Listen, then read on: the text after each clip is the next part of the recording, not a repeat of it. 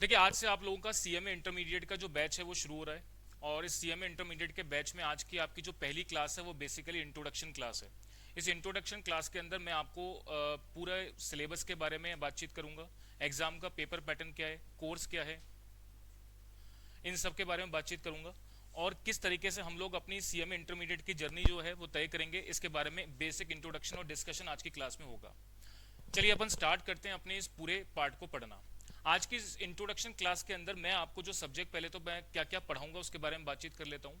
CMA intermediate के अंदर जो आपका ग्रुप 1 है उसमें फाइनेंशियल अकाउंटिंग का जो सब्जेक्ट है वो मैं आपको पढ़ाऊंगा। और ग्रुप 2 के अंदर एक फाइनेंशियल मैनेजमेंट का सब्जेक्ट है वो मैं आपको पढ़ाऊंगा। दोनों ही सब्जेक्ट के अंदर एक वर्ड कॉमन है, क्या नाम है, फाइनेंशियल। और फाइनेंस का मतलब क्या होता है, पैसा, जो कि जीवन में सबसे इंपॉर्टेंट है, जिसके लिए हम ये प्रोफेशनल कोर्स कर रहे हैं। तो अब इस फाइनेंस की अकाउंटिंग आपको कैसे करनी है, इसका मैनेजमेंट कैसे करना है, इसकी इन्वेस्टिंग कैसे की जाती है, इन सब बातों के बारे में डिटेल जानकारी जो है इन दो सब्जेक्ट मैटर में हमको पढ़नी है। अच्छी और खास बात यह है कि जो भी इंटरमीडिएट के अंदर कंटेंट आप पढ़ेंगे वो सभी कंसेप्चुअल बेस्ड स्टडी रहेगी। कंसेप्चुअल बेस्ड स्टडी का मतलब क्या, कि जो भी टॉपिक हम पढ़ते हैं या जो भी कंटेंट हम पढ़ेंगे हमारी जिंदगी में ये सारा कंटेंट काम आएगा। चाहे आप कोई जॉब परफॉर्म करें, कोई बिजनेस करें या कोई भी काम करें, हर चीज को प्रैक्टिकल अप्रोच के साथ पढ़ना है कि आपके प्रैक्टिकल वर्ल्ड में उसका क्या काम है। फाउंडेशन के अंदर जो सब्जेक्ट मैटर मैंने पढ़ाया था उसके अंदर कोई प्रैक्टिकल इंप्लीमेंटेशन नहीं थी, पर यहाँ पर हर चीज के पीछे लॉजिक और रीजंस रहेंगे। मैं हर चीज के पीछे लॉजिक और रीजंस क्या क्या होते हैं उस सब बातों को डिटेल के अंदर आपको पढ़ाता चलूंगा। अब आज की इस इंट्रोडक्शन क्लास को मैंने डिवाइड कैसे किया है। सबसे पहले तो हम सिलेबस का इंट्रोडक्शन समझेंगे कि हमारे कोर्स सिलेबस में फाइनेंशियल अकाउंटिंग के अंदर क्या कंटेंट पढ़ना है। फिर इसके बाद मैं बात करूंगा इसके एग्जाम के पैटर्न के बारे में। फिर मैं बात करूंगा मेरे कोर्स के कवरेज कराने में मैं क्या क्या चीजें आपकी कवर करता हुआ चलूंगा। चलिए स्टार्ट करते हैं। सबसे पहले हम फाइनेंशियल अकाउंटिंग जो आपका पेपर है सीएमए इंटरमीडिएट में, पेपर नंबर 6, पेपर नंबर 5, पहला पेपर जो है वो आपका लॉ एंड एथिक्स का है। दूसरा पेपर आपका फाइनेंशियल अकाउंटिंग है। तीसरा पेपर आपका डायरेक्ट टैक्स और इनडायरेक्ट टैक्स का है। और चौथा पेपर आपका कॉस्ट अकाउंटिंग का है। तो फर्स्ट ग्रुप में जो सबसे पहले आज का सब्जेक्ट मैटर मैं स्टार्ट कर रहा हूं वो है फाइनेंशियल अकाउंटिंग। एक और बात कि हमारे सीएमए इंटरमीडिएट के अंदर पूरे 8 सिलेबस, 8 सब्जेक्ट में जो सबसे लेंदी सिलेबस है वो दो सब्जेक्ट हैं आपके, एक है फाइनेंशियल अकाउंटिंग और दूसरा है डीटी आईटीटी। ये सबसे बड़े सब्जेक्ट हैं। इसमें एक और बात क्लियर कर दूं मैं, जो मैं फाइनेंशियल अकाउंटिंग का आपको सिलेबस कराऊंगा इसका कोर्स कंप्लीशन आपका रहेगा 31 जुलाई, यानी मुझे नेट 6 महीने का समय लगेगा इस पूरे कोर्स को कंप्लीट कराने में। चलिए अब आज के इस क्लास के अंदर सबसे पहले जो मेरी इंट्रोडक्शन क्लास है उसमें सबसे पहले मैं सिलेबस के बारे में डिस्कशन करूंगा। एक मिनट।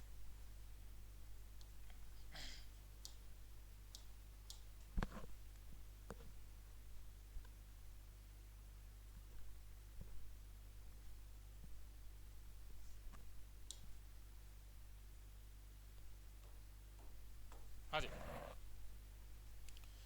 चलिए सबसे पहले तो हम बात करते हैं अपने सिलेबस की कवरेज क्या क्या है। पहले तो उसको इन शॉर्ट देखते हैं, फिर इनको इन डिटेल देखेंगे।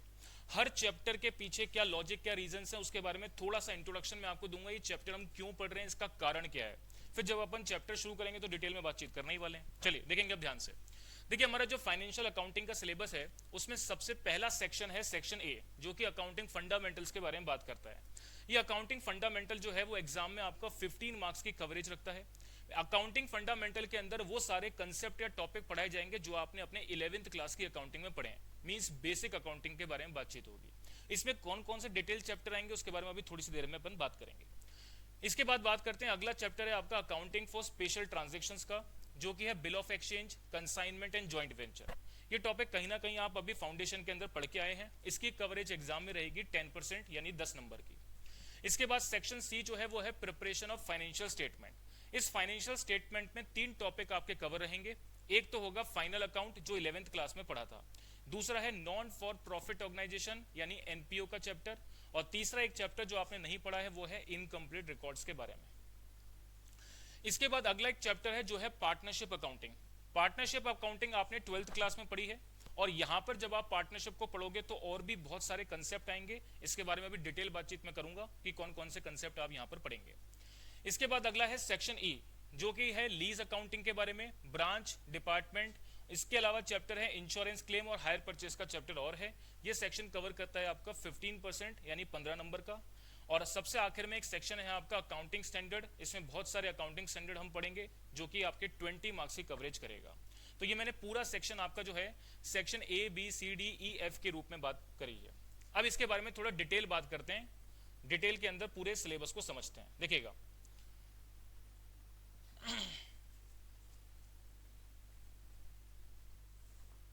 हाँ जी, अब सुने ध्यान से। अब सारी बातचीत को मैं आपको पूरा डिटेल के अंदर डिस्क्राइब करूंगा कि क्या क्या सारी चीजें अपन पढ़ने वाले हैं। देखिएगा, देखिए अपना मॉड्यूल 1 या सेक्शन ए जो है वो अकाउंटिंग फंडामेंटल के बारे में बात करता है। फंडामेंटल मैंने आपको बताया वो सारे कंसेप्ट आप पढ़ेंगे जो कि 11th क्लास में आप पढ़ के आए हैं, जिसमें मैं बात करता हूं basic theoretical discussion, accounting principle, concept and convention के बारे में, कोई भी प्रकार का कैपिटल, रेवेन्यू, एक्सपेंडिचर और रिसिप्ट्स के बारे में क्या ट्रीटमेंट होता है, क्या अकाउंटिंग होती है, उसके बारे में बातचीत है।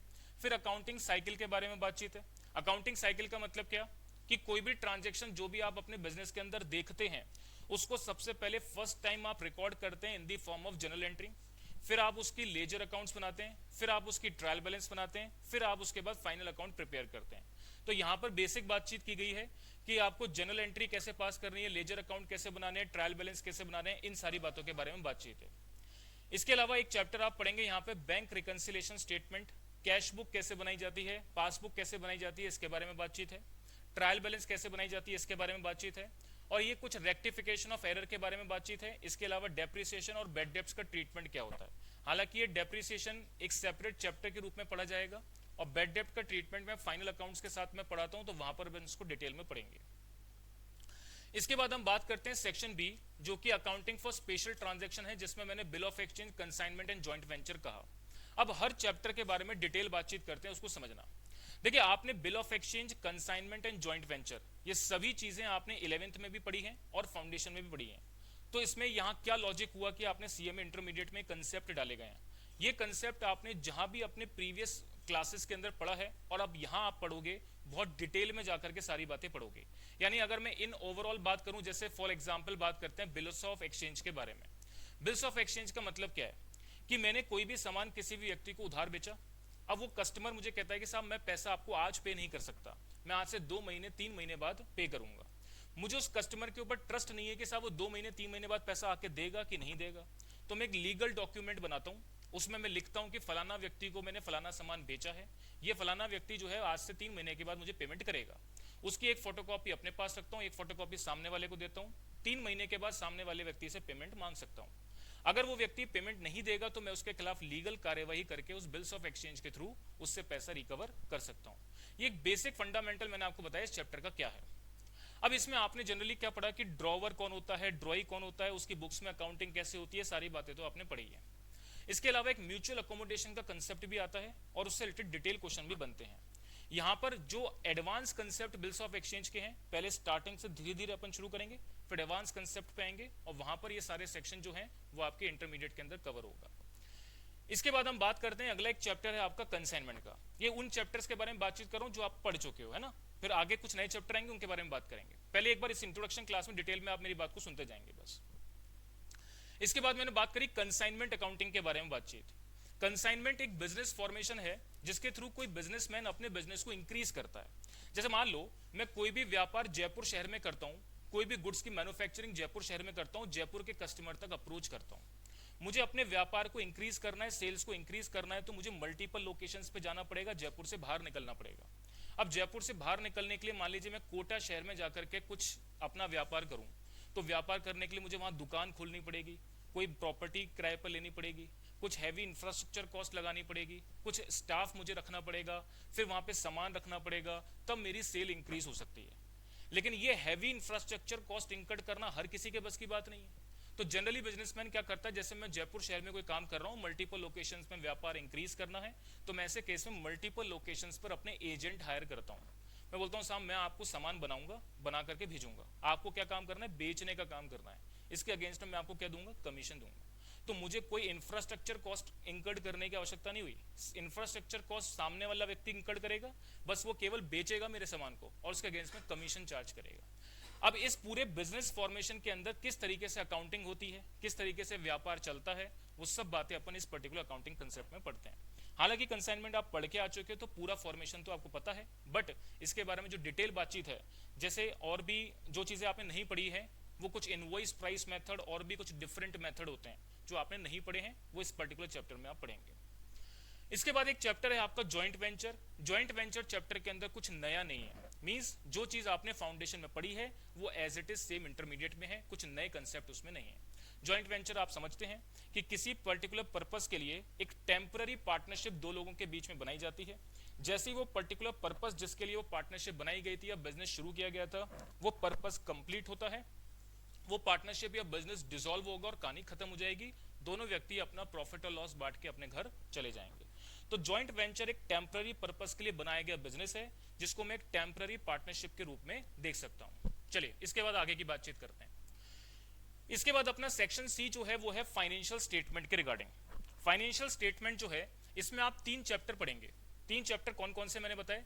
एक तो मैंने बताया final accounts of the commercial organisations. देखिए ध्यान से सुनना मेरी बात को, मैं क्या कह रहा हूं। फाइनल अकाउंट्स एक सोल प्रोप्राइटरशिप या एक छोटे बिजनेसेस के लिए कैसे बनाया जाता है, वो सब बातें आप यहां पढ़ेंगे।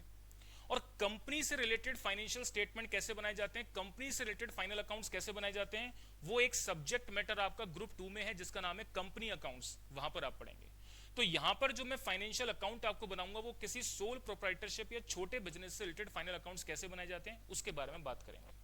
तो ट्रायल बैलेंस बनने के बाद आप ट्रेडिंग पीएनएल और बैलेंस शीट जो बनाते हैं वो कैसे बनाते हैं, वो आपने 11th क्लास में पढ़ा है, उसी से रिलेटेड सवाल आपको इस पर्टिकुलर चैप्टर में मिलेंगे। इसके बाद एक चैप्टर है आपका not for profit organisation. Not for profit organisation का मतलब क्या? ऐसे बिजनेस जो किसी प्रॉफिट कमाने के ऑब्जेक्ट के साथ नहीं बने हैं, केवल ये समाज को सेवा देने के हिसाब से बने हैं, इनका ऑब्जेक्ट प्रॉफिट कमाना नहीं होता है। अब ऐसे बिजनेसेस जो नॉट फॉर प्रॉफिट ऑर्गेनाइजेशंस हैं, उनकी अकाउंटिंग कैसे की जाती है? तो आपको ये बात पता है कि साहब उनकी अकाउंटिंग के अंदर हम 3 प्रकार के स्टेटमेंट बनाते हैं। एक है रिसिप्ट एंड पेमेंट अकाउंट, एक है इनकम एंड एक्सपेंडिचर और एक है बैलेंस शीट। ये सारी बातें आपको पता है, बट यहां पर जब आप इंटरमीडिएट में पढ़ोगे तो बहुत डिटेल में जाकर के पढ़ोगे, मींस यहां पर एडजस्टमेंट्स काफी अच्छे और बड़े लेवल के सवाल आपको देखने को मिलेंगे। इसके बाद एक चैप्टर है आपका इनकम्प्लीट रिकॉर्ड्स का, जो आपने नहीं पढ़ा है। इनकम्प्लीट रिकॉर्ड्स की खास बात यह है, इंस्टीट्यूट का फेवरेट चैप्टर है ये, और जो आपको अभी मैं एग्जाम का पैटर्न बताऊंगा उसमें पूरे पेपर में सबसे ज्यादा मार्क्स का पूछे जाने वाला अकेला चैप्टर है, जिसका नाम मैंने क्या बताया, इनकम्प्लीट रिकॉर्ड्स। अब ये क्या चैप्टर है, इसके बारे में बात करते हैं।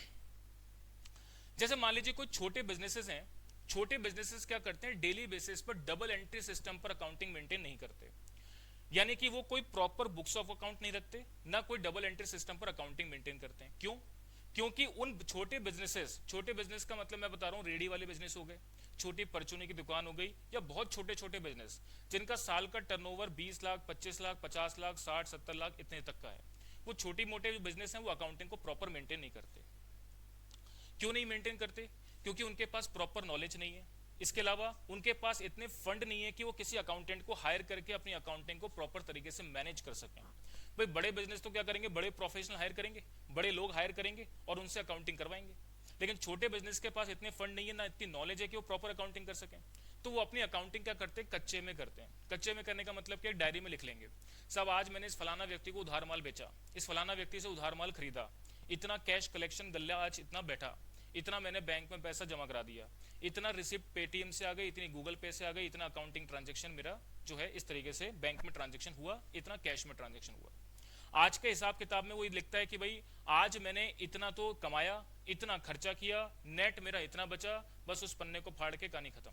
तो आज का प्रॉफिट लॉस निकाला और वो अपने घर चला जाता है। तो जब भी कोई बिजनेसमैन इनकम्प्लीट फॉर्म में मींस कच्चे में अकाउंटिंग करता है, अब सवाल ये होता है कि वो बिजनेसमैन जब अपने आप को बड़ा बनाना चाहेगा, तो अब बड़ा बनाएगा तो कुछ ना कुछ लोन की जरूरत पड़ेगी या कुछ बड़े फंड की जरूरत पड़ेगी। तो ऐसे केस में बैंक के पास लोन मांगने जाएगा। अब बैंक कहेगा कि साहब आप अपने फाइनेंशियल स्टेटमेंट दिखाओ, मैं कैसे एनालिसिस करूं कि आपका बिजनेस कितने समय से चल रहा है, उस बिजनेस की एज ऑन डेट पोजीशन क्या है, उसका इनकम स्टेटमेंट क्या है। तो जब हम ट्रेडिंग पीएनएल बनाते हैं उसका मतलब क्या है कि हम बिजनेस का इनकम स्टेटमेंट बनाते हैं कि ड्यूरिंग द ईयर हमने प्रॉफिट और लॉस उस बिजनेस से कमाया क्या।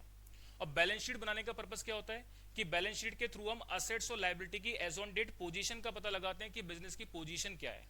तो जब कोई बैंक किसी व्यक्ति को या किसी बिजनेस को फाइनेंस करता है, तो फाइनेंस करने से पहले वो आपकी पूरी बैलेंस शीट एनालिसिस करता है, फिर उसको लगता है कि ये बिजनेस की पोजीशन मजबूत है तो कितना फाइनेंस करना है, किस इंटरेस्ट रेट पे करना है, कितने टाइम पीरियड के लिए करना है, वो सब चीजें डिटरमाइन करके आपको फाइनेंस करेगा।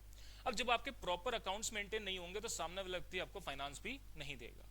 तो अब ऐसे केस में इनकम्प्लीट जो छोटा व्यापारी आदमी होता है वो अपने इनकम्प्लीट रिकॉर्ड्स को एक प्रोफेशनल व्यक्ति के नाम पास लेकर के जाता है, जिसको हम बेसिकली किस नाम से जानते हैं, कॉस्ट एंड मैनेजमेंट अकाउंटेंट या चार्टर्ड अकाउंटेंट। वो क्या करते हैं, इस इनकम्प्लीट इंफॉर्मेशन को कंप्लीट इंफॉर्मेशन में कन्वर्ट करते हैं। मींस इस इनकम्प्लीट इंफॉर्मेशन से वो उसकी ट्रेडिंग, पीएनएल, बैलेंस शीट, पूरे फाइनेंशियल स्टेटमेंट को तैयार करते हैं। अब जब ये तैयार हो गए तब वो फिर बैंक के पास लेकर के जाएगा और उस बिहाफ पे उसको जो है फाइनेंस मिलेगा। क्या आपको मेरी बात समझ आ गई? तो इनकम्प्लीट रिकॉर्ड का बड़ा सार रूप में बता देता हूं। इस चैप्टर में क्या पढ़ोगे कि जो भी व्यापारी छोटे और कच्चे में अकाउंटिंग करते हैं उस अकाउंटिंग को कंप्लीट रिकॉर्ड्स में कन्वर्ट कैसे किया जाता है, मींस फाइनेंशियल स्टेटमेंट तैयार कैसे किए जाते हैं और उसके थ्रू फाइनेंस कैसे मांगा जाता है, ये सारी बातचीत और अकाउंटिंग आप जो है इस चैप्टर में पढ़ेंगे। ये चैप्टर की बातचीत मैंने आपको कर ली। अब इसके बारे आगे बढ़ते हैं। इसके बाद अगला एक चैप्टर है आपका partnership accounting. Partnership accounting 12th class में आपने पढ़ा है। 12th क्लास में आपने गिने चुने दो ही टॉपिक पढ़े थे, एक तो पार्टनरशिप अकाउंट पढ़ा था और एक आपने कंपनी अकाउंट्स पढ़ा था, जिसमें issue of share, issue of debenture, redemption of debenture, इस बारे में बातचीत थी। तो ये जो issue of share, issue of debenture, redemption of debenture का कंसेप्ट है, ये सारी चीजें आप कहां पढ़ोगे, कंपनी अकाउंट्स वाले सेक्शन में पढ़ोगे, जो कि ग्रुप 2 का पार्ट है। और पार्टनरशिप अकाउंटिंग आप इस अकाउंटिंग में पढ़ेंगे, जो कि यहां मैं पढ़ाऊंगा। पार्टनरशिप अकाउंटिंग में आपने अपने जीवन में क्या पढ़ा है, admission of partner, retirement of partner, death of partner, joint life policy का ट्रीटमेंट या डिसोल्यूशन ऑफ फर्म, यहां तक आपने पढ़ा है। इसके अलावा पीस मिल डिस्ट्रीब्यूशन क्या होता है, अमालगमेशन ऑफ पार्टनरशिप, फर्म को अमालगमेट कैसे करते हैं, conversion of partnership firm into the company, firm को कंपनी में कन्वर्ट कैसे किया जाता है, sale of partnership firm to company, या कोई कंपनी किसी पार्टनरशिप फर्म को एक्वायर करती है तो उसका प्रोसीजर क्या है। तो इसका मतलब पार्टनरशिप फर्म खत्म होगी तो उसका डिसोल्यूशन कैसे होगा, कंपनी एक्वायर करेगी तो एक्विजिशन कैसे होगा। Accounting of limited liability partnership, LLP की अकाउंटिंग कैसे की जाती है, ये कुछ एडवांस कंसेप्ट हैं जो आपने नहीं पढ़े हैं। तो पार्टनरशिप में वो बेसिक बातें जो आपने 12th क्लास में पढ़ी हैं वो तो सारे कंसेप्ट कवर हैं ही, कुछ एडवांस लेवल के कंसेप्ट आपको यहां पर पढ़ाए जाएंगे। इसके बाद हम बात करते हैं सेक्शन ई, जो कि आपका है lease accounting, branch, department, insurance claim, hire purchase. ये काफी बड़े बड़े चैप्टर हैं, एक एक करके चैप्टर्स का डिस्कशन करते हैं। मैं आज की इस इंट्रोडक्शन क्लास के अंदर केवल चैप्टर्स में जो टॉपिक है वो टॉपिक से रिलेटेड इंट्रोडक्शन दे रहा हूं कि उससे रिलेटेड कंसेप्ट आप समझते कैसे हैं। अब देखिए, इसके बाद मैंने बात करी सबसे पहले आप इस कंसेप्ट में सेक्शन ई के अंदर आपका चैप्टर है लीज अकाउंटिंग। लीज अकाउंटिंग जो पढ़ा जाएगा वो अकाउंटिंग स्टैंडर्ड 19 के हिसाब से पढ़ा जाएगा। अकाउंटिंग स्टैंडर्ड है, उसमें आकर के मैं बातचीत करूंगा अकाउंटिंग स्टैंडर्ड क्या होते हैं, है ना। चलो, अब अकाउंटिंग स्टैंडर्ड 19 जो है वो लीज अकाउंटिंग के बारे में बात करता है। ये चैप्टर क्या है, इस बात को समझते हैं। देखिए, लीज अकाउंटिंग का मतलब, लीज का मतलब क्या होता है, किसी भी चीज को रेंट पर या किराए पर देना, वो लीज कहलाता है। अब सुनो ध्यान से, यहाँ पे दो तरीके की बातचीत मैं करता हूं। जैसे मान लीजिए, एज अ बिजनेसमैन मुझे कोई असेट बाय करनी है और कोई असेट मार्केट में मिलती है 50 लाख रुपए की। मेरे पास ऑप्शन क्या है, ध्यान से सुनना। या तो मैं उस 50 लाख रुपए की असेट को, मैं चैप्टर का इंट्रोडक्शन दे रहा हूं इसलिए ध्यान से सुनना मैं क्या बात कहने जा रहा हूं। मुझे एक 50 लाख रुपए की एक मशीनरी बाय करनी है, मेरे प्रमाइसेस में या मेरे बिजनेस को जरूरत है। तो 50 लाख रुपए की मशीनरी खरीदने के लिए कोई भी बिजनेसमैन अपने घर से पैसा नहीं लगाता। वो क्या करता है, बाजार से फाइनेंस लेकर के आता है, बैंक से फाइनेंस लेकर के आता है 50 लाख रुपए, और 50 लाख रुपए से एक मशीनरी परचेस करके अपने प्रीमाइसेस में लगा लेता है। तो मेरे पास एक ऑप्शन तो ये हो गया कि मैं बाजार से लोन लूं और 50 लाख रुपए की मशीनरी परचेस करके ले आऊं। दूसरा ऑप्शन क्या है कि मैं उस 50 लाख रुपए की मशीनरी को लीज पर लेकर के आऊं। लीज का मतलब किराए पर। तो इस केस में मेरा जो एक्सपेंडिचर है वो इन टर्म्स ऑफ क्या होगा, लीज रेंट के रूप में जाएगा। अब यहां पर आपको क्या सिखाया जाएगा कि जब आप कोई एसेट खरीद करके लाते हो या लीज पर लेकर के आते हो तो कौन सा ऑप्शन आपके लिए बेनिफिशियल है। सुनो ध्यान से, मैं थोड़े डिटेल बातचीत कर लेता हूं, यहां पे समझना। अगर मान लीजिए कोई असेट में खरीद करके लाता हूं, खरीद करके लाने में वो असेट को मैंने बाजार से लोन पे लिया और लोन में जो है सालाना इंस्टॉलमेंट के रूप में पे करूंगा। जब इंस्टॉलमेंट जाएगी तो उस पे असेट की कैश प्राइस का पेमेंट भी होगा, कुछ ना कुछ इंटरेस्ट का पेमेंट भी जाएगा। अब इंटरेस्ट का पेमेंट जाएगा तो इंटरेस्ट मेरा खर्चा, उस खर्चे को मैं पीएनएल में दिखाऊंगा तो प्रॉफिट कम आएगा, तो सरकार को टैक्स भी कम जाएगा। फायदे गिना रहा हूं आपको मैं। जब मैं कोई एसेट को खरीद करके लाता हूं तो मेरे फायदे नुकसान क्या है, जब मैं कोई एसेट को लीज पर लेकर के आता हूं तो मेरे फायदे नुकसान क्या है, उसको समझा रहा हूं। जब मैं एसेट को खरीद करके लाता हूं तो मैं लोन लिया, लोन लेके एसेट को खरीदा, प्रीमाइसेस में इंस्टॉल किया, मालिकाना हक उस एसेट का किसके पास है? मेरे पास। उस पर मैं क्या पे कर रहा हूं? इंटरेस्ट। इंटरेस्ट का खर्चा मैं अपने पीएनएल में दिखाऊंगा, प्रॉफिट कम तो सरकार को टैक्स भी कम जाएगा। एक बात। दूसरी बात, क्योंकि उस असेट का मालिकाना हक मेरे पास है तो उस पर डेप्रिसिएशन कौन क्लेम करेगा? मैं करूंगा। डेप्रिसिएशन क्लेम करने की वजह से उसको डेप्रिसिएशन को पीएनएल के डेबिट में दिखाऊंगा, प्रॉफिट कम आएगा, सरकार को टैक्स भी कम जाएगा। ये बात भी क्लियर हो गई। अच्छा, एक स्क्रैप वैल्यू आपने सुनी होगी अपने जीवन में, साल्वेज वैल्यू। अब क्योंकि उस असेट का मालिकाना हक मेरे पास है और मान लो उस असेट की लाइफ है 10 साल, 10 साल के बाद जब वो असेट खराब हो जाएगी तो उसको कबाड़ में बेच के स्क्रैप वैल्यू का बेनिफिट भी किसको मिलेगा? मुझे मिलेगा। तो ये मैंने कुछ फायदे गिना दिए आपको। नुकसान क्या है? मान लो उस 50 लाख रुपए की मशीन को खरीद के लाया और 2 साल के बाद कोई नई अपडेटेड टेक्नोलॉजी वाली मशीन जो है मार्केट में आ गई 2 साल के बाद ही, जो कि उससे ज्यादा बेहतर प्रोडक्शन करके दे रही है। अब मैं आसानी से रिप्लेस नहीं कर सकता। अब मैं चाहूं कि साहब वो मशीन को हटा करके मैं उस दूसरी मशीन पे शिफ्ट हो जाऊं, नहीं हो सकता, क्योंकि उस पर हैवी एक्सपेंडिचर मैंने इंकर्ड कर दिया है। तो ये नुकसान है कि मैं आसानी से दूसरी मशीन पे शिफ्ट नहीं हो सकता। तो मैंने आपको कोई मशीन को खरीद के लाने के फायदे और नुकसान गिनाए। अच्छा, मेरे पास दूसरा ऑप्शन क्या है? मैं लीज पे लेकर के आऊं। अब इसके फायदे क्या हैं? जब मैं कोई एसेट को किराए पर लेकर के आता हूं तो मेरा खर्चा क्या लगेगा? ओनली लीज रेंट का पेमेंट करना होगा। सालाना क्या पे करूंगा? रेंट। रेंट मेरा क्या है? खर्चा। खर्चे को कहां दिखाऊंगा? प्रॉफिट एंड लॉस में। प्रॉफिट कम, सरकार को टैक्स भी कम जाएगा, तो ये लीज रेंट का बेनिफिट मिलेगा। इसके अलावा मालिकाना हक तो नहीं है तो स्क्रैप वैल्यू का बेनिफिट भी नहीं मिलेगा, डेप्रिसिएशन का बेनिफिट भी नहीं मिलेगा। अच्छा, 2 साल के बाद कोई नई अपडेटेड वाली मशीन मार्केट में आ गई तो जिससे मैंने एसेट लीज पे दी है उसको वापस कर दूंगा। मैं बोलूंगा वो नई अपडेटेड वाली मशीन मेरे को दे दो, मैं उसको रेंट दूंगा आपको। तो यानी आप आसानी से दूसरी मशीन पर शिफ्ट हो सकते हैं, रिप्लेस कर सकते हैं। तो आपको ये बातचीत समझ में आएगी मैंने क्या बोली? तो लीज अकाउंटिंग वाले चैप्टर में एक व्यक्ति होता है असेट को लीज पे देने वाला, एक व्यक्ति होता है असेट को लीज पे लेने वाला। दोनों व्यक्तियों की बुक्स में अकाउंटिंग कैसे की जाएगी, इस बारे में बातचीत इस पर्टिकुलर चैप्टर में आप पढ़ेंगे। क्या आपको मेरी बात समझ आ गई? कि चलिए, इसके बाद अगला एक चैप्टर है ब्रांच का। बहुत बड़ा चैप्टर है, अकेला चैप्टर पूरा 1 महीना कंज्यूम करता है। ब्रांच का चैप्टर के बारे में बात करते हैं, सुनना ध्यान से। ब्रांच अकाउंटिंग कंसाइनमेंट अकाउंटिंग से रिलेटेड बोलता हूं मैं, कैसे समझना। जैसे मान लीजिए मेरा व्यापार जयपुर शहर में है, मुझे अपने व्यापार को इंक्रीज करना है। व्यापार को इंक्रीज करने का एक ऑप्शन तो आपने क्या सीखा? Consignment basis. मल्टीपल लोकेशन पर मैं अपने एजेंट हायर करूंगा, उनको सामान दूंगा, वो बेचेंगे, मेरी सेल इंक्रीज होगी और उनको बदले में क्या पे करूंगा? कमीशन। मेरा कहानी खत्म। तो हैवी इंफ्रास्ट्रक्चर कॉस्ट मुझे इंकर्ड करने की आवश्यकता नहीं हुई, क्योंकि मैं छोटा व्यापारी आदमी। जो बड़ी कंपनीज होती हैं, जो बड़े सेटअप वाली कंपनीज होती हैं, वो क्या करती हैं? अपने व्यापार को इंक्रीज करने के लिए ब्रांचेस ओपन करती हैं अलग अलग लोकेशंस पे। अब मान लीजिए अलग अलग लोकेशंस पर, जैसे जूडियो हो गया, वो आपको अलग अलग लोकेशंस पर अपना व्यापार सेटल करना चाहेगा तो पहले एक हैवी इंफ्रास्ट्रक्चर कॉस्ट इंकर्ड करेगा। या तो कोई जगह आपकी रेंट पे लेगा, या वो खरीदेगा, जमीन खरीदेगा, उस पर कंस्ट्रक्शन करवाएगा, उस पर बहुत सारा हैवी इंफ्रास्ट्रक्चर करेगा, खर्चा करेगा, फिर स्टाफ रखेगा, फिर उसको पूरा अच्छी तरह से जमाने के बाद उसकी सेल इंक्रीज होगी। तो ब्रांचेस के अंदर ये बड़े कॉर्पोरेट या कंपनीज के पॉइंट ऑफ व्यू से बात की जाती है कि अलग अलग लोकेशंस पर अगर आपको सेल इंक्रीज करना है तो सेल इंक्रीज करने के लिए आप अपनी ब्रांचेस को ओपन कैसे करते हैं। अब जैसे मान लीजिए मैं कंपनी, मेरी कंपनी का हेड ऑफिस कहाँ है? जयपुर शहर में, और मैंने 50 अलग अलग लोकेशंस पर अपनी ब्रांचेस ओपन करी। इस चैप्टर में आपको क्या पढ़ना है कि अलग अलग ब्रांचेस की अकाउंटिंग कैसे की जाएगी, हेड ऑफिस उनकी अकाउंटिंग को अपनी अकाउंटिंग में कंसोलिडेट कैसे करेगा, मिलाएगा कैसे, और at the end of the year जब फाइनेंशियल स्टेटमेंट बनाए जाएंगे तो इन सारी अकाउंटिंग को हेड ऑफिस अपनी बुक्स में इनकॉर्पोरेट करके कंप्लीट फाइनेंशियल स्टेटमेंट कैसे बनाएगा, वो इस चैप्टर में हम पढ़ेंगे। इसमें एक ब्रांचेस होती हैं आपकी डिपेंडेंट, इंडिपेंडेंट ब्रांचेस या इनलैंड ब्रांचेस। आप इस बात को ऐसे समझ लें, होम ब्रांचेस यानी इंडिया में ब्रांचेस अगर ओपन करिए, अगर मैंने इंडिया के बाहर आउटसाइड इंडिया ब्रांचेस ओपन करी है फॉरेन में, तो फॉरेन की ब्रांचेस की अकाउंटिंग कैसे होगी, उसको इनकॉर्पोरेट कैसे करेंगे, वो भी बातचीत आप इसमें पढ़ेंगे।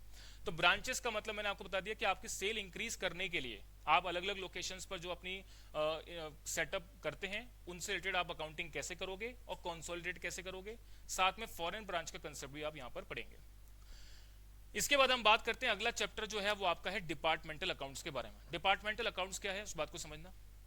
कोई भी बिजनेस अपने प्रोडक्शन को करने के लिए किसी एक डिपार्टमेंट पे कई बार डिपेंड नहीं होता। मींस क्या, मेरे को एक कुर्सी या फिर कोई भी लकड़ी का कोई आइटम बनाना है, तो कुछ लोग होंगे जो उस लकड़ी की घिसाई करेंगे एक डिपार्टमेंट में, फिर दूसरा जो डिपार्टमेंट होगा वो उनको जोड़ने का काम करेगा, तीसरा एक डिपार्टमेंट होगा उस पर पेंट और फिनिशिंग का काम करेगा, और फिर उसके बाद वो मार्केट में सेल होने के लिए जाएगी। तो बिजनेस के अंदर कोई भी प्रोसेस को करने के लिए अलग अलग डिपार्टमेंटल वाइज अकाउंटिंग की जाती है, अलग अलग डिपार्टमेंट बनाए जाते हैं कि एक डिपार्टमेंट फलाना काम के लिए जिम्मेदार है, दूसरा डिपार्टमेंट फलाना काम के लिए जिम्मेदार है, तीसरा डिपार्टमेंट फलाना काम के लिए जिम्मेदार है। जब वो गुड्स आपका तीनों डिपार्टमेंट से होकर के निकलता है तब वो फिनिश गुड्स कंप्लीट होगा और फिर मार्केट में बिकने के लिए जाएगा। तब सवाल यहां पर यह है कि अगर बिजनेस में मल्टीपल डिपार्टमेंट्स हैं तो मल्टीपल डिपार्टमेंट की अकाउंटिंग की कैसे जाएगी, क्यों की जाती है, उसका पर्पस क्या है, और उससे फिर आपको क्या बेनिफिट देखने को मिलेगा, वो सारी बातें अपन इस चैप्टर में पढ़ेंगे। चलिए, इसके बाद अगला एक चैप्टर है आपका इंश्योरेंस क्लेम का। सबसे पहला चैप्टर आपका मैं यही स्टार्ट करूंगा, तो इसके बारे में भी डिटेल बातचीत मैं क्योंकि चैप्टर जब स्टार्ट करूंगा तब बताऊंगा, क्योंकि आपके ये सेमेस्टर एग्जाम से रिलेटेड भी है। हाँ जी, इंश्योरेंस क्लेम समझ आ गया आपको मेरी? अभी मैं इसके बारे में डिटेल बातचीत करूंगा क्योंकि पहला चैप्टर मैं आपको यही पढ़ाने वाला हूं। इसके बाद अगला एक चैप्टर है आपका hire purchase and instalment sale transaction. सुना ध्यान से। अब ये हायर परचेस चैप्टर किस बारे में बात करता है? हायर परचेस, हायर का मतलब क्या? किराए पर कोई चीज आपने परचेस करी, यानी कि इंस्टॉलमेंट पेमेंट सिस्टम पर आपने परचेस करी। अब ये लीज से आपको कनेक्ट नहीं करना है, ये अलग चीज है। हायर परचेस क्या है? जैसे मान लीजिए कोई असेट, जैसे बिजनेस के लिए आपने परचेस करी है इंस्टॉलमेंट पेमेंट सिस्टम पर। जैसे हम कार परचेस करते हैं इंस्टॉलमेंट पेमेंट पर, हमने क्या करा, 5 साल की ईएमआई बेसिस पर कार परचेस करी। मान लो कार आती है 10 लाख रुपए की, आपने 2 लाख रुपए का डाउन पेमेंट किया और कार घर पे लेकर के आ गए। अब आप इंस्टॉलमेंट पे करेंगे धीरे धीरे। जैसे जैसे इंस्टॉलमेंट आपकी कंप्लीट हो जाएंगी तो उस 5 साल के बाद उस कार का मालिकाना हक आपको ट्रांसफर हो जाएगा। जबकि लीज के केस में ऐसा नहीं होता। लीज के केस में कोई असेट मैंने लीज पे दिए तो उसका लीज रेंट पे करते रहना है, और जैसे ही मेरा वो कोई, जैसे मान लो 5 साल के लीज पे कोई असेट ली, 5 साल तक लीज रेंट पे किया, फिर उसके बाद वो असेट मुझे वापस लौटानी पड़ेगी। जबकि यहां पर इस केस में क्या है कि कोई असेट मैंने हायर परचेस सिस्टम पे परचेस करी है, यानी इंस्टॉलमेंट पेमेंट सिस्टम पे परचेस करी है, तो एक टाइम के बाद जब उसकी इंस्टॉलमेंट कंप्लीट हो जाएंगी तो उसके बाद उसका मालिकाना हक मेरे पास ट्रांसफर हो जाएगा। क्या आपको मेरी बात समझ आ गई? तो हायर परचेस सिस्टम में जिस व्यक्ति से मैं असेट को बाय करता हूं उसका नाम होता है हायर वेंडर, और जो परचेस करने वाला व्यक्ति होता है वो कौन होता है? Hire purchaser. अब ऐसे केस में हायर वेंडर अपनी अकाउंटिंग कैसे करेगा, हायर परचेजर अकाउंटिंग कैसे करेगा, इसके बारे में बातचीत इस चैप्टर में पढ़ोगे। इसके अलावा मान लीजिए मैंने कोई एसेट 5 साल के हायर परचेस सिस्टम पर परचेस करी है, इंस्टॉलमेंट पेमेंट सिस्टम पर परचेस करी है, 2 साल के बाद मैंने कोई इंस्टॉलमेंट पे नहीं करी, फाइनेंशियल प्रॉब्लम आ गई, तो अब ऐसे केस में वेंडर क्या करेगा? मेरी असेट को उठा करके ले जाएगा, जिसको हम रीपोजीशन बोलते हैं। तो ऐसे केसेस में कोई असेट को उठा करके ले जाएगा तो उसकी अकाउंटिंग कैसे बनेगी? तो पूरी डिटेल बातचीत जो है इस पर्टिकुलर चैप्टर में हम पढ़ेंगे। तो जब भी कोई असेट आप इंस्टॉलमेंट पेमेंट सिस्टम पर परचेस करते हो तो वेंडर और परचेजर की बुक में अकाउंटिंग कैसे करनी है ये पढ़ना है। और अगर कोई भी प्रकार का डिफॉल्ट हो जाता है इंस्टॉलमेंट पेमेंट करने पर तो वेंडर उस असेट को परचेजर की उठा करके कैसे लेकर के जाएगा, इससे रिलेटेड अकाउंटिंग भी इस चैप्टर के अंदर पढ़ेंगे। क्या आपको मेरी बातचीत क्लियर हो गई? चलिए इसके बाद हम आते हैं, अगला चैप्टर है आपका सेक्शन आखिरी, अकाउंटिंग स्टैंडर्ड। हाँ जी, केवल आज की क्लास में जो है मेरा थ्योरेटिकल डिस्कशन है, तो थ्योरेटिकल डिस्कशन को अपने को समझना है ना। इसके अलावा जब मैं कोई भी चैप्टर पढ़ाना शुरू करूंगा, कैसे मैं पढ़ाऊंगा, क्या सारी बातचीत करूंगा, सब बातें मैं आपको बताऊंगा। पहले एक बार इसका डिस्कशन कंप्लीट कर लेते हैं। बीकॉम में क्या आ रहा है रुद्रांश? पहले मेरा सेक्शन पूरा आपको कवर करना है, सारी बातें रिपीट करूंगा मैं, ठीक है ना, थोड़ा सा वेट करेंगे आप। हाँ जी, अब देखिए अगला बात करते हैं अपन अकाउंटिंग स्टैंडर्ड के बारे में। अकाउंटिंग स्टैंडर्ड क्या है? सुनो ध्यान से मेरी बात को। आपने अपने जीवन में कभी भी अकाउंटिंग स्टैंडर्ड के बारे में नहीं पढ़ा है, अब आप पढ़ना शुरू करेंगे। कुछ अकाउंटिंग स्टैंडर्ड आप फाइनेंशियल अकाउंटिंग में पढ़ते हैं, कुछ आप एक दूसरा सेक्शन है कंपनी अकाउंट्स उसमें पढ़ते हैं। हाँ भाई, बातें नहीं करनी। इसके अलावा बचे अकाउंटिंग स्टैंडर्ड आप फाइनल के अंदर जाकर के एक सब्जेक्ट आता है कॉर्पोरेट फाइनेंशियल रिपोर्टिंग, वहां पढ़ते हैं। भारत देश में 32 अकाउंटिंग स्टैंडर्ड्स हैं जो कि the institute of chartered accountant of India जो है वो उसको बनाता है। इंडिया में 32 अकाउंटिंग स्टैंडर्ड है, जिसमें से एप्लीकेबल अकाउंटिंग स्टैंडर्ड ओनली 29 है। 3 अकाउंटिंग स्टैंडर्ड को हटा दिया गया है। अब ये जो 29 अकाउंटिंग स्टैंडर्ड हैं, ये आप कुछ पढ़ोगे फाइनेंशियल अकाउंटिंग, कुछ कंपनी अकाउंट्स और कुछ सीएफआर वाले सेक्शन में पढ़ोगे। तो ये अकाउंटिंग स्टैंडर्ड क्या होते हैं? एक प्रकार से आप ऐसे समझ लें, एक ग्रंथ है ये, जहां से सारी अकाउंटिंग की उत्पत्ति हुई है। जैसे सारे श्लोकों की उत्पत्ति कहां से हुई है? ऋग्वेद, यजुर्वेद, सामवेद, अर्थवेद, ये वेद है ना, वहां से उत्पत्ति हुई है। तो ये जितनी भी अकाउंटिंग सिस्टम आप पढ़ते हो सब कहां से निकले? अकाउंटिंग स्टैंडर्ड से निकले। अकाउंटिंग स्टैंडर्ड अपने आप में अगर आप देखोगे तो पूरी एक बुकलेट होती है, उसमें से सारी अकाउंटिंग को बनाया गया है। कई चैप्टर यहाँ पर ऐसे हैं जो मैं विद अकाउंटिंग स्टैंडर्ड के थ्रू पढ़ाऊंगा, मींस उसमें कैसे बातें लिखी हुई हैं, अकॉर्डिंगली सिस्टमेटिकली उसको देखेंगे।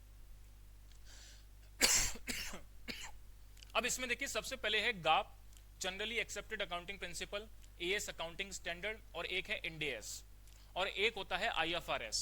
आपने क्या आईएफआरएस का नाम सुना है? आपने एएस का नाम सुना है? अकाउंटिंग स्टैंडर्ड का नाम तो सुना ही है।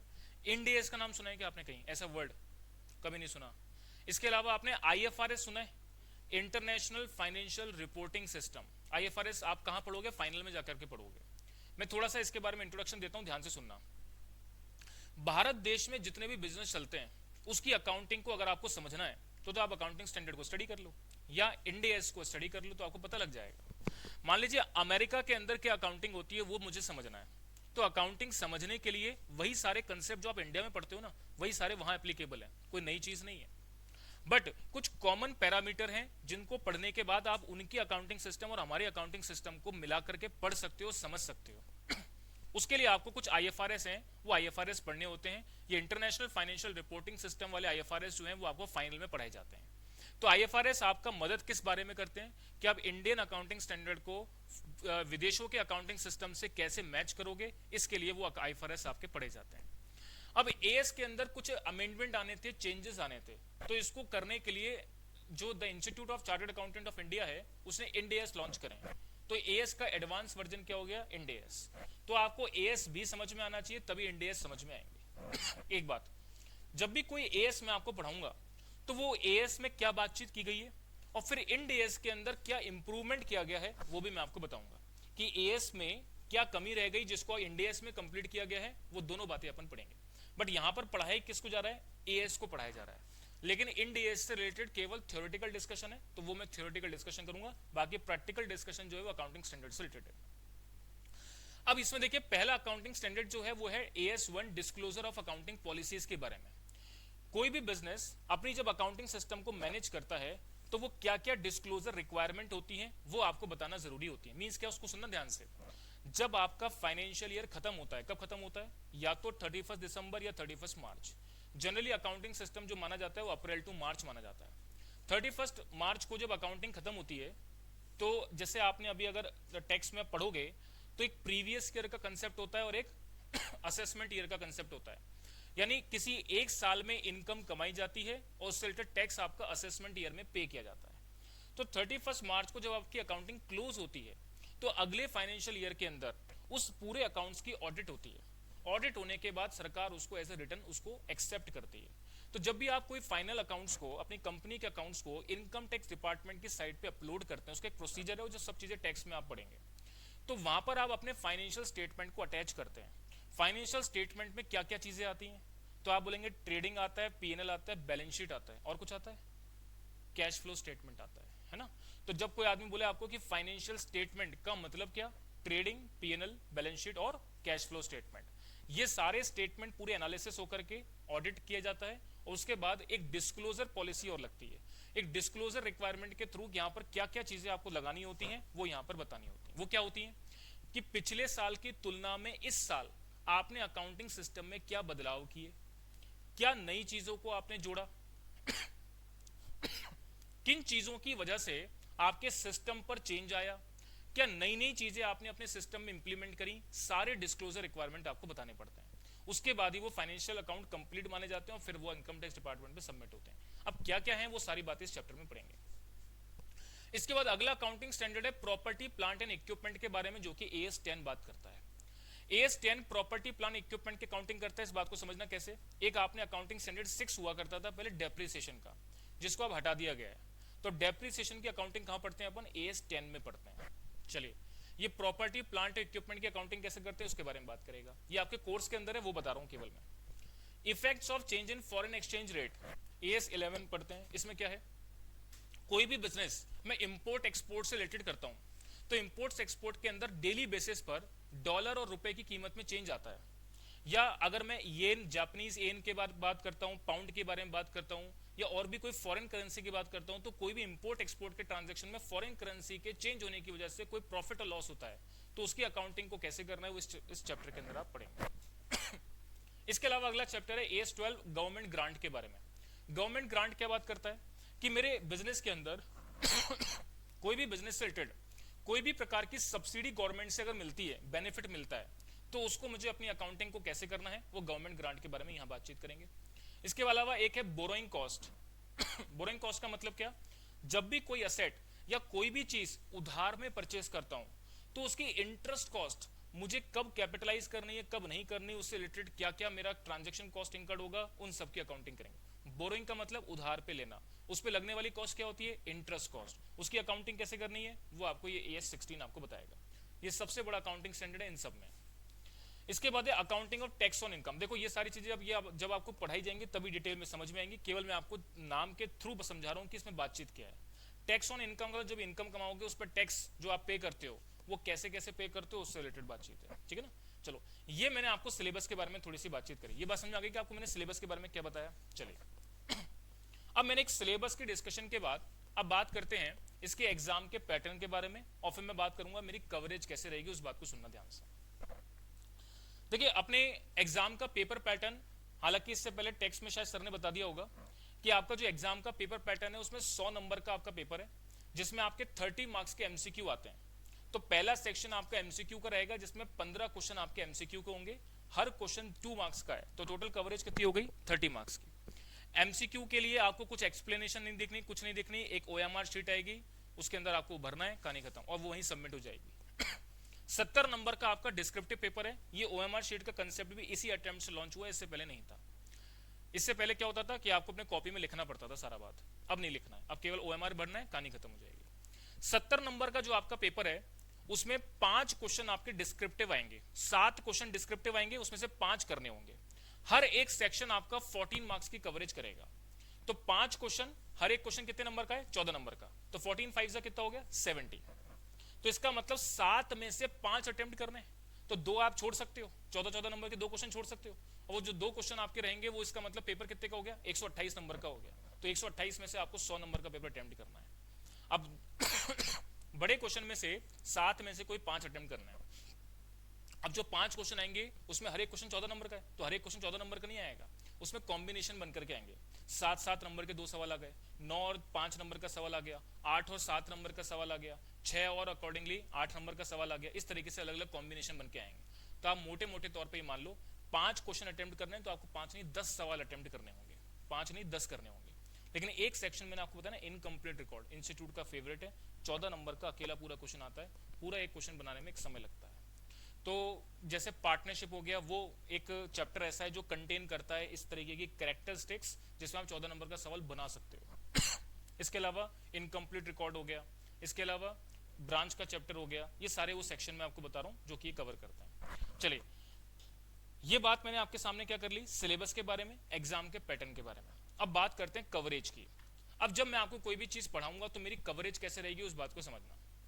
कोई भी चैप्टर जब मैं आपको पढ़ाऊंगा तो उससे रिलेटेड पूरा थ्योरेटिकल डिस्कशन क्या होता है वो सारी चीजें मैं क्लास में बताता चलूंगा, सब चीजें मैं लिखवाता चलूंगा, सारी चीजें आपको क्लास के अंदर लिखनी है, सारी बातें समझनी है। इसके बाद में जो सिलेबस 2022 का स्टडी मटेरियल है उसके सारे क्वेश्चन आपको क्लासरूम में सॉल्व कराऊंगा। इसके अलावा 2016 सिलेबस जो अपना ओल्ड सिलेबस है उसमें कई सारे क्वेश्चन तो 22 सिलेबस में कॉपी हो गए, कुछ नहीं हुए तो वो क्वेश्चन भी कवर कराऊंगा मैं। इसके अलावा पास्ट एग्जामिनेशन के 10 अटेम्प्ट के सवाल 2016 से लेकर के आज तक 2024 तक के जितने क्वेश्चंस हैं सारे क्वेश्चन आपको क्लासरूम में मैं सॉल्व कराऊंगा। तो चैप्टर जैसे चलेगा तो मॉड्यूल के सारे क्वेश्चन सिलेबस 2022 के, सिलेबस 2016 और पास्ट एग्जामिनेशन के सारे क्वेश्चन कवर होंगे। इसके अलावा इंस्टीट्यूट की साइट पर जो भी मॉडल क्वेश्चन पेपर अपलोड होते हैं, आरटीपी अपलोड होती है, MTP mock test paper upload होते हैं, उन सारे क्वेश्चंस को मैंने कहां डाला हुआ है, अपनी इस बुक में डाला है। ये बुक जो है आपको यहां से मिलेगी। ये बुक का पर्पस क्या है मेरा बनाने का, जनरली बच्चा इंटरमीडिएट और फाइनल लेवल पे क्या काम करता है कि वो अलग अलग जगहों से मटेरियल इकट्ठा करता है। जैसे आपने स्कैनर नाम से एक वर्ड सुना होगा, स्कैनर क्या होते हैं, जो पास्ट एग्जाम पेपर का सोल्यूशन होता है, वो मार्केट से बच्चा अलग बुक परचेस करता है। फिर इसके अलावा आरटीपी, एमटीपी, इसके अलावा बहुत सारे इंस्टीट्यूट के कंटेंट जो है उसके लिए अलग फोटोकॉपी कराता है। एट द एंड वो लेकर के बैठता है फाइनेंशियल अकाउंटिंग, बोला सर क्लास सर के नोट्स हैं, इसमें इंस्टीट्यूट का स्टडी मटेरियल है, स्कैनर है, इसके अलावा एमटीपी आरटीपी के अलग अलग क्वेश्चन है, सब चीजें वो भटका हुआ महसूस करता है। मैंने सारी चीजें इस बुक में डाल दी। हर चैप्टर वाइज आपको यहाँ पे 3 सेक्शन मिलेंगे।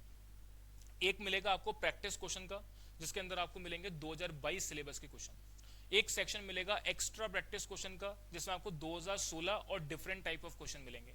एक सेक्शन मिलेगा आपको पास्ट एग्जामिनेशन क्वेश्चंस का, जिसके अंदर आपको पिछले 8-10 अटेम्प्ट के सारे सवाल मिलेंगे। ये सभी चीजें मैं क्लासरूम के अंदर हर टॉपिक के वाइज आपको कराता चलूंगा।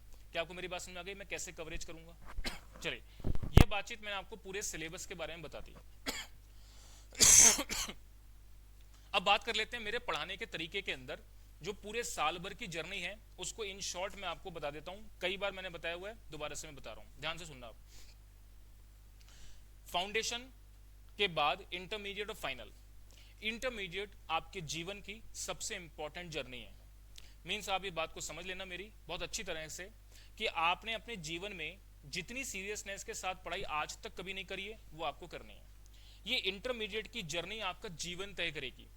इंडिया के अंदर जितने भी बच्चे, चाहे वो चार्टर्ड अकाउंटेंट का कोर्स करते हो या कॉस्ट, क्योंकि कॉमर्स के अंदर ये दो बड़े प्रोफेशनल कोर्स मानता हूं मैं, सीए और सीएमए। सीएस क्योंकि थ्योरेटिकल है तो अकॉर्डिंगली मैं उसको थोड़ा सा साइडलाइन करता हूं। प्रैक्टिकल अप्रोच के आधार पर 2 चैप्टर पढ़े जाते हैं, 2 सब्जेक्ट मैटर पढ़े जाते हैं। सीए और सीएमए के इंटरमीडिएट लेवल ये निकालना अपने आप में डिफिकल्ट होता है। जो बच्चा इंटरमीडिएट निकाल के फाइनल में पहुंच जाता है, वो अपने आप सीरियस हो जाता है। उसको पता लग जाता है पढ़ाई की इंपॉर्टेंस क्या है, कैसे पढ़ना है, कितना पढ़ना है। और क्योंकि आप फाउंडेशन से अभी इंटर में आते हो, तो आपको उतना एनालिसिस नहीं होता कि कितना पढ़ना है कितना नहीं। आपने 11th-12th के अंदर डिस्क्रिप्टिव पेपर दिया था, फाउंडेशन में आपने केवल ओएमआर भरी है। अभी डिस्क्रिप्टिव पेपर देने का जो आपका हैबिट है वो अभी छूट चुका है। अब आप आज से भी 1 साल के बाद जो है वो आप डिस्क्रिप्टिव पेपर लिखोगे, और पेपर आपका 3 घंटे का पेपर आएगा। और 3 घंटे का पेपर आपका नॉर्मल पेपर नहीं होगा, प्रोफेशनल पेपर होगा। तो प्रोफेशनल पेपर को लिखने के लिए भी आपको एक एफर्ट होने चाहिए, और उसके लिए आपको पूरे साल भर तैयारी करनी है, तब जाकर एलिजिबल हो गया उस प्रोफेशनल पेपर को लिखने के लिए। और यहाँ पर आपको 8 पेपर लिखने होते हैं, और 8 पेपर का जो कंटेंट है वो ऐसा कंटेंट है जो आपने जीवन में नहीं पढ़ा होता है। तो मैं सीरियसनेस समझाने की कोशिश कर रहा हूँ कि कितनी सीरियसनेस के साथ आपको अपने इंटरमीडिएट पर काम करना है। आप ऐसा याद करें कि 12th क्लास के अंदर आपके पास प्रैक्टिकल सब्जेक्ट के नाम पर सिर्फ अकाउंटिंग हुआ करती थी, बाकी सब थ्योरेटिकल होते थे। किसी के पास मैथमेटिक्स होती थी तो वो अकाउंटिंग और मैथ्स 2 ही सब्जेक्ट पढ़ता था, बाकी इंग्लिश, बीएसटी, इकोनॉमिक्स ये एग्जाम टाइम से आने से पहले या क्लास टेस्ट होता था तब बच्चा पढ़ता था। यहाँ पर आपके पास बहुत सारे प्रैक्टिकल हैं। अकाउंटिंग पढ़ेंगे, टैक्स पढ़ेंगे, कॉस्टिंग पढ़ेंगे, फाइनेंस पढ़ेंगे, कंपनी अकाउंट्स पढ़ेंगे, ऑपरेशन मैनेजमेंट पढ़ेंगे, ये सारा आपका प्रैक्टिकल है। मैनेजमेंट अकाउंटिंग पढ़ेंगे। थ्योरेटिकल के अंदर आप लॉ एंड एथिक्स पढ़ेंगे, ऑडिट पढ़ेंगे, स्ट्रेटेजिक मैनेजमेंट पढ़ेंगे, डेटा एनालिटिक्स पढ़ेंगे। ये थ्योरेटिकल पार्ट है। अब इतना सारा कोर्स कवरेज जो है आपका बहुत बड़ा कोर्स है, मैं ऐसा नहीं बोल रहा कि कम है। फाउंडेशन और 11th-12th में जो आप पढ़ाए उसके तुलना में बहुत बड़ा फर्क है एकदम से। तो अब इसके लिए अर्ली स्टेज पर क्लासेस को शुरू करना, सिंसियरिटी के साथ पढ़ना, कॉन्सेंट्रेट होकर के पढ़ना बहुत जरूरी है। अब मैं आपको कुछ गोल्डन रूल जो हर बार बोलता हूं आज फिर से बोल रहा हूं, ठीक है ना। ये मेरे गोल्डन रूल के बारे में एक बात और बता देता हूं। आज आपके क्लास में जो अटेंडेंस है, कुछ समय के बाद ये अटेंडेंस इंक्रीज हो जाएगी। इंक्रीज होने के बाद हम इसको रूम नंबर 2 में शिफ्ट करेंगे। तब भी मैं एक बात कहूंगा कि आपको 6 महीने जो आपके कोर्स सिलेबस के चलेंगे, इसमें 3 बातें आपको फॉलो करनी है। लेकिन ये 3 बातों फॉलो करने वाले मेरे को हर अटेम्प्ट के अंदर बच्चे पूरे नहीं मिलते हैं। ये 3 बातें जो बच्चा पूरा करेगा वही एग्जाम के अंदर अच्छा रिजल्ट कर सकता है और कोर्स को बड़े तरीके से कंप्लीट कर सकता है, एग्जाम को पास करने की प्रोबेबिलिटी इंक्रीज कर सकता है। वो 3 बातें मैंने क्या बताई है? क्लासेस को रेगुलर अटेंड करना, ये बता देता हूं मैं आपको, तपस्या है ये। रेगुलर अटेंड करना इम्पॉसिबल सा टास्क होता है। रेगुलर अटेंड करने वाला एक आध छुट्टी होगा चलेगा, पर आप फ्रीक्वेंटली छुट्टी कर रहे हो तो गड़बड़ है। तो रेगुलर क्लास को अटेंड करना, प्लस नोट्स बहुत बढ़िया तरीके से मेंटेन करने, कॉपी बहुत बढ़िया तरीके से मेंटेन करनी है। फाइनेंशियल अकाउंटिंग की सेपरेट कॉपी बनेगी, इसमें आपको करीबन 3 से 4 कॉपियां भरेंगी। तो इसके अंदर कोर्स ही इतना बड़ा है कि बहुत सारी चीजें लिखवाना, बहुत सारे क्वेश्चंस कराना रहेगा। तो क्योंकि ये मैं कॉपी मेंटेन करने के लिए क्यों कह रहा हूं, कोर्स कंप्लीट हो जाने के बाद जुलाई में कोर्स कंप्लीट होगा आपका, अगस्त आपका सेल्फ स्टडी का टाइम होगा, सितंबर आपका रिवीजन चलेगा, अक्टूबर नवंबर आपकी part test series, full test series चलेगी। मींस अगस्त, सितंबर, अक्टूबर, नवंबर 4 महीना आप पढ़ोगे, सेल्फ करोगे इसको। तो एक तरीके से आपके पास कॉपी बढ़िया तरीके से मेंटेन है तो ही संभावना बनेगी, अदरवाइज बेकार हो जाएगा। तो बहुत सिस्टमेटिकली तरीके से आपको ये समझना है कि आपको हर चीज सिस्टमेटिकली करना है। क्लास रेगुलर, आपको कॉपी बढ़िया मेंटेन करनी है, प्लस टेस्ट जितने भी क्लास में होते हैं वो सारे प्रॉपर देने। और टेस्ट तो मैंने मतलब जुलाई कंप्लीट होगी उससे पहले के टेस्ट की बात तो है ही, फिर जब आपके अक्टूबर नवंबर की टेस्ट सीरीज होगी वो भी आपको प्रॉपर तरीके से देनी है। तब जाकर के आपके दिसंबर एग्जाम के लिए एलिजिबल होगे कि आप प्रॉपर तरीके से उस पेपर को दे पाओगे। क्योंकि ह्यूमन नेचर में क्या होता है, कोई भी चीज पढ़ाई जाएगी ना वो आप भूल जाओगे। आज मैंने कोई चैप्टर 20 दिन में कंप्लीट करवाया, 10 दिन के बाद आपको चैप्टर का कुछ नहीं पता होगा, 1 महीने 2 महीने के बाद तो कुछ भी नहीं पता होगा। लेकिन अगर कॉपी बढ़िया तरीके से मेंटेन है, प्लस जब क्लासरूम में पढ़ाई गई कंटेंट है वो आपका कंसेप्चुअली क्लियर है, तो आप भूल भी गए तो उसकी कोई दिक्कत नहीं है। क्योंकि जुलाई में कोर्स कंप्लीट हो जाने के बाद जब आप सेल्फ स्टडी करने बैठोगे तो केवल आपको मेरे नोट्स जो मैंने लिखा है बस उसको देखना है, देखने मात्र से आप सारी बातें क्लियर कर लोगे। जितनी बातें मैं क्लासरूम में बोलता हूं हर चीजें को मैं कॉपी के अंदर सिस्टमेटिक मैनर में नोट कराऊंगा, ठीक है ना। डायग्राम के साथ जिस तरीके से भी मेरे एफर्ट होते हैं मैं अकॉर्डिंगली नोट कराऊंगा, और वो आपको सब कुछ नोट करना है। यानी मेरी कॉपी आपने अगर बढ़िया तरीके से मेंटेन कर रही तो आपको फिर कहीं कुछ देखने की जरूरत नहीं पड़ेगी। इसके अलावा फिर जब आपका टेस्ट सीरीज होता है तब आपको, आप सोचो 8 पेपर को लगातार रिवाइज करना है, तो आपको अपनी कॉपी मेंटेन है तो आप फटाफट रिवाइज कर सकते हो। इसलिए मैं ये 3 बातें बोलता हूँ, ये मेरे लाइफ के एक्सपीरियंस के साथ निकाले गए 3 पॉइंट हैं, ये गोल्डन रूल हैं। ये अगर आप पूरे करोगे तो आप बढ़िया तरीके से एग्जाम को क्लियर कर पाओगे। तो ये बात है ना, आप आज जाकर के जो भी आपका स्टडी रूम है, एक और बात क्लियर कर देता हूं मैं, घर पे एक स्टडी रूम आपका सेपरेट होना चाहिए जहां पे कोई डिस्टर्बेंस नहीं। यहां पढ़ाई आपकी ऐसी है जो रातों रात पढ़ाई चलेंगी। अभी तो फिलहाल सेमेस्टर एग्जाम के पॉइंट ऑफ व्यू से पढ़ोगे, सेमेस्टर एग्जाम कंप्लीट हो जाने के बाद आपके कोर्स सिलेबस में सब्जेक्ट मैटर और इंक्रीज हो जाएंगे। अभी हम 4 सब्जेक्ट चलाएंगे, फिर 5, 6, 7 और एक टाइम पे 8 सब्जेक्ट हो जाएंगे। सुबह 8 बजे से लेकर शाम को 4 बजे तक या 5 बजे तक आपकी क्लासेस चलेंगी, 5, साढ़े 5 तक। फिर आप घर जाओगे, फिर आप पढ़ोगे। तो ये जो आपका कार्यक्रम रहेगा ये बड़ा हेक्टिक शेड्यूल रहेगा। तो इसका मतलब क्या होगा, एक समय के बाद आपका एक रूम प्रॉपर होना चाहिए, उसमें कुछ आपके ऑब्जेक्ट लिखे हुए होने चाहिए कि मुझे क्लासेस रेगुलर अटेंड करनी है, मुझे टेस्ट सारे देने हैं, मुझे अपना अटेम्प्ट कब देना है। जो आपके लाइफ के गोल है ना इस 1 साल को लेकर के, बहुत लंबा मत सोचो अपनी जिंदगी में, केवल आपको इस इंटरमीडिएट की जर्नी को कैसे तय करना है उसके कुछ गोल वहां पे चिपकाने हैं। जब भी आप स्टडी रूम में घुसो आपके सामने ये बहुत बातें दिखनी चाहिए। क्योंकि क्या होता है, जैसे मैं कुछ भी बात आपको बोलूंगा या मोटिवेट करूंगा वो थोड़े दिन के लिए रहेगा, फिर वो धुल जाएगा, फिर आप मस्त हो जाओगे। लेकिन इस इंटरमीडिएट की जर्नी को तय करने के लिए पूरा आपको तरीके से काम करना है। मीन्स आपको कोई छुट्टी नहीं है, जितनी भी शादियां जितने भी फंक्शंस हैं उसको अवॉइड करना। प्लीज आपसे रिक्वेस्ट कर रहा हूं मैं, फाउंडेशन के अंदर मैं नहीं बोलता इतना तरीके से, लेकिन इंटरमीडिएट के अंदर तो मैं बोलूंगा, है ना। फाइनल के अंदर भी नहीं बोलता, फाइनल में जो बच्चा पहुंचता है वो अपने आप ही सीरियस होता है, उसको बोलने की जरूरत नहीं पड़ती, वो अपने आप ही सीरियस हो जाता है। लेकिन इंटरमीडिएट के लिए बोलना पड़ेगा क्योंकि आपको भी उस सीरियसनेस का अंदाजा नहीं है। जब आप पढ़ना शुरू करेंगे तब आपको होगा। लेकिन मैं आपको बता दूं कोई डिफिकल्ट नहीं है, आसान है। आपको जितने भी टॉपिक मैं यहाँ पे पढ़ाऊंगा या कोई भी टीचर पढ़ाएगा ना सब समझ आ जाएंगे। प्रोफेशनल एग्जाम के अंदर जितनी पढ़ाई कराई जाएगी सब समझ में आएगी, दिक्कत कहीं नहीं आएगी। दिक्कत यह है सिलेबस बहुत बड़ा है, उस सिलेबस को कंप्लीट करने के बाद उसको रिवाइज करना और दिमाग में रिटेन करना एक टास्क है। और उस टास्क की पूर्ति कैसे होगी, रिवीजन करके। कम से कम 2 बार कोर्स कंप्लीट होने के बाद रिवीजन होना चाहिए, अगस्त और सितंबर महीने के अंदर। और फिर अक्टूबर और नवंबर में जब आप टेस्ट सीरीज दोगे तो उसके साथ रिवाइज करोगे, और टेस्ट आपका बढ़िया से दिए हुए होने चाहिए। जब आप ये काम करेंगे ना तब जाकर के आप अच्छी तरह से प्रिपेयर हो पाएंगे। और ये चीजों के लिए जिस बच्चे के टेस्ट में कम नंबर आ रहे होंगे बार बार मैं उस बच्चे को बताता रहूंगा कि भाई तुम्हारी ये प्रॉब्लम चल रही है। और मैं आपको बता देता हूँ इंटरमीडिएट के अंदर मैं बिल्कुल क्लियर बात करता हूँ बच्चे से। बच्चे के क्लियर बात करने का मतलब है चाहे उसके दिल पे चुभे ना चुभे, मेरे को इससे फर्क नहीं पड़ेगा। आज भी आप यहाँ पे किसी इंटरमीडिएट बैच में देखोगे मैं बच्चों को बोल देता हूँ भाई तुम्हारा काम खराब चल रहा है। खराब का मतलब कि तुम फेल हो सकते हो। मैं डायरेक्टली पास और फेल की बात करूंगा, यहाँ पे तो और किसी की बात ही नहीं होती है क्योंकि 15% रिजल्ट है। किसी भी बच्चे की लापरवाही या कोई भी प्रॉब्लम नजर आएगी मैं सीधा उसको बोलूंगा, उसको ये नहीं सोचूंगा उसको बुरा लगेगा कि अच्छा लगा। लेकिन आपको ये समझना है मेरी बात को कि अगर मैं कुछ बात बोल रहा हूँ या एडवाइस कर रहा हूँ तो आप उसको इंप्रूव करो। घर जाकर के सोचो कि कितनी इंपॉर्टेंट लाइफ का डिसीजन मेकिंग हो रहा है आपकी और कितनी इंपॉर्टेंट जर्नी आप तय कर रहे हो। समझ आ रही बात आपको मैं क्या बोलना चाह रहा हूँ। चलिए फाइनेंशियल अकाउंटिंग के लिए स्पेसिफिक बोल देता हूँ मैं कि आपका 31 जुलाई तक कोर्स कंप्लीट होगा, इससे पहले नहीं होगा। तो कोई भी बच्चा जून अटेम्प्ट देने की सोच रहा हो तो वो मत देना। अगर वो देता है तो उसको मेरा अलग से रिकॉर्डेड बैकअप क्लासेस लेकर के करना पड़ेगा। मान लीजिए 31 मार्च तक अगर वो पढ़ता है तो कुछ रिकॉर्डेड बैकअप से करेगा, कुछ वैसे करेगा, सब कुछ उलझट्टा हो जाएगा, नहीं होगा। जब आप कुछ पढ़ रहे हो तो पूरा डिटेल में पढ़ो, टाइम लेकर के पढ़ो। कोर्स हो जाने के बाद उसका प्रॉपर रिवीजन करो, फिर टेस्ट करो, फिर एग्जाम में जाओ, अदरवाइज मत जाओ। समझा की बात आपको मेरी है। तो दोनों ग्रुप की तैयारी करनी है, ठीक है ना। चलो अब एक और बात समझ, लास्ट बात। कई बच्चों के दिमाग में आता है सर 2 ग्रुप 8 पेपर लगातार 8 दिन देना सर बहुत मुश्किल है, हमको 1 ग्रुप करना चाहिए 2 ग्रुप करना चाहिए। मैं इसके बारे में डिटेल डिस्कशन बाद में करूंगा, अभी तो टाइम हो चुका है। बट आपको ये समझना है कि दोनों ग्रुप की प्रिपरेशन करना बेनिफिशियल है कंपेयर टू सिंगल ग्रुप करना। इसमें एक और बात बता देता हूं, एक समराइज बात बता देता हूं, उसको समझना। एक है ग्रुप 1, एक है ग्रुप 2 और एक है बोथ ग्रुप। सबसे आसान है ग्रुप 2 निकालना, ठीक है ना, उससे मुश्किल है दोनों ग्रुप क्लियर करना, और सबसे मुश्किल है अकेला ग्रुप 1 क्लियर करना। समझ लो, दोनों ग्रुप क्या बोल रहा हूं मैं, आसान है, और अकेला ग्रुप 1 क्या है, मुश्किल है। समझ रही बात आपको मेरी?